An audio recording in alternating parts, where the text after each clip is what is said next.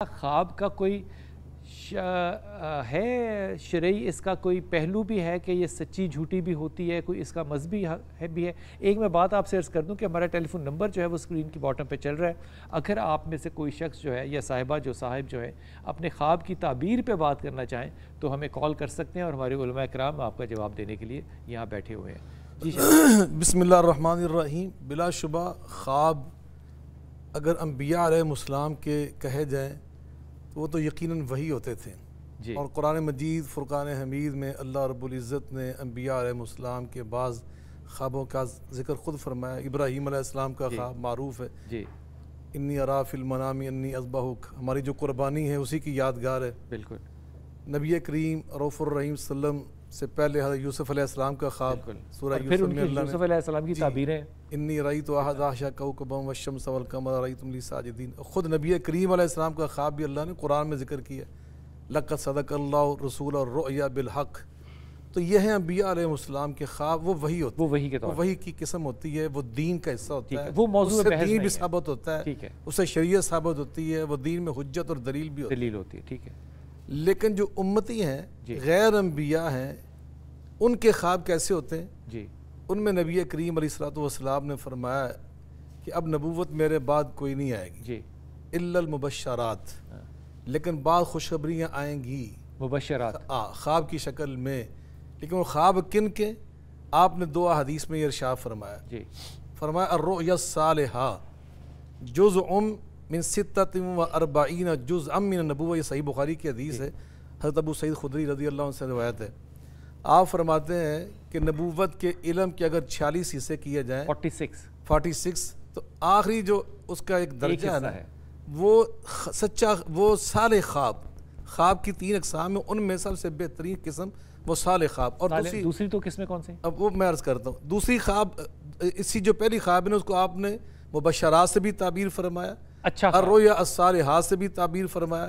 اسی طرح آپ نے رؤیا المؤمن، مومن کا خواب، ایمان والے کا.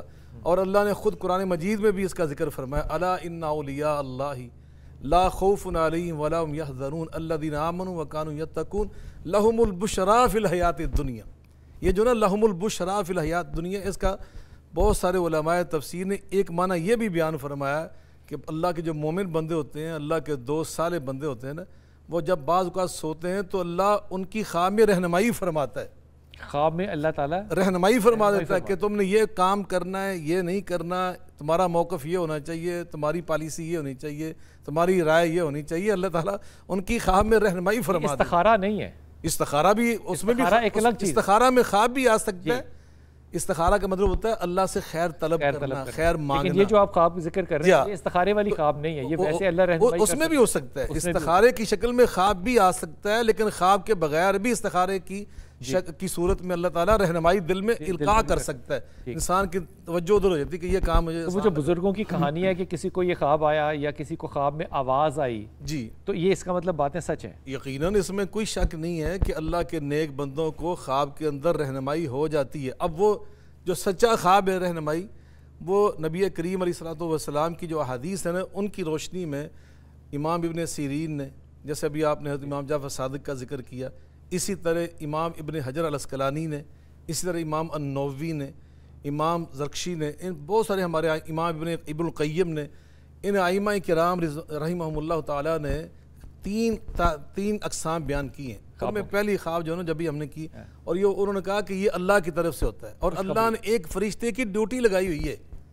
خواب کا ایک شعبہ بنا کر مومنوں کو سچی خواب دکھانا، صالح خواب دکھانا، رہنمائی کی خواب دکھانا، خوشخبری کی خواب دکھانا، رہنمائی کی خواب دکھانا. یہ اللہ نے ایک فرشتے کی ڈیوٹی لگائی ہوئی ہے. اور دوسری خواب ہوتی ہے جو شیطان کی طرف سے ہوتی ہے، جو آ کر ہوتی وہ اللہ کی طرف سے، لیکن وہ شیطان اس کے اندر شامل ہو کر مومنوں کو بعض اوقات غم زدہ کرتا ہے، پریشان کرتا ہے. یہ قرآن میں اللہ فرمایا انما النجویٰ، یہ شیطان کا نجوہ ذکر کیا فرمایا لیحزن الذین آمنوا، تاکہ ایمان والے جو ہیں وہ غمگین ہوں، افسردہ ہوں، ان کے حوصلے ٹوٹ جائیں.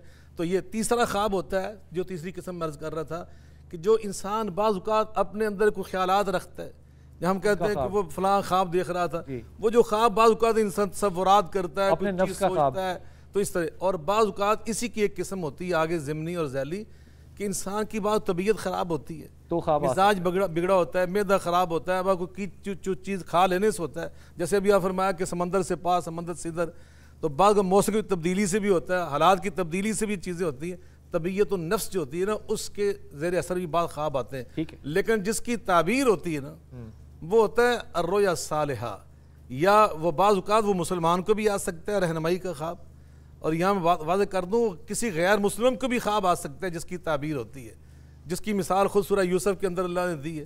وہ جو بادشاہ تھا جس نے خواب دیکھا وہ مسلمان نہیں تھا، وہ جو جیل کے اندر جنہوں نے آگے تعبیر پوچھی یوسف علیہ السلام سے وہ بھی مسلمان نہیں تھے اس وقت، تو یقیناً یہ غیر مسلم کا خواب بھی بعض اوقات وہ تعبیر والا ہوتا ہے، لیکن جو خوشخبری ہوتی ہے اللہ کی طرف سے یہ مومن بندے اور نیک خواب کے اندر سارے بندوں کو ملتی ہے۔ جی آپ فرمائیں۔ قبلہ میں عرض کرنا چاہوں گا خواب جو ہے باقاعدہ ایک فن ہے اور باقاعدہ ایک علم ہے، علم ہے اور اس کی تعبیر کرنا ہے۔ جی اور یہ بلکہ حدیث پاک میں یہ اللہ تعالیٰ کی طرف سے باقی جس طرح انعامات کی شکل میں اور چیزیں ہوتی ہیں تو یہ بھی اللہ تعالیٰ کی طرف سے خواب کی تعبیر۔ فیصلہ کیسے کرتے ہیں کہ یہ خواب اللہ کی طرف سے ہے یا نہیں؟ دیکھیں اس کی صورتیں تو آ جاتی ہیں، کیوں نہیں آ جاتی؟ کیا صورتیں؟ میں عرض کرتا ہوں اس کی دو صورتیں، جیسے قبلہ نے تو فرمایا رؤیت صالحہ کہا گیا ہے، اس کی دو چیزیں صورتیں ہیں، رؤیت کاذبہ اور رؤیت صادقہ۔ رؤیت صادقہ جو ہوتا ہے وہ ایسی خواب ہے جو حقیقت پر مبنی ہوتی ہے، اس میں کسی طریقے کا کوئی ڈاؤٹ کوئی شک نہیں ہوتا۔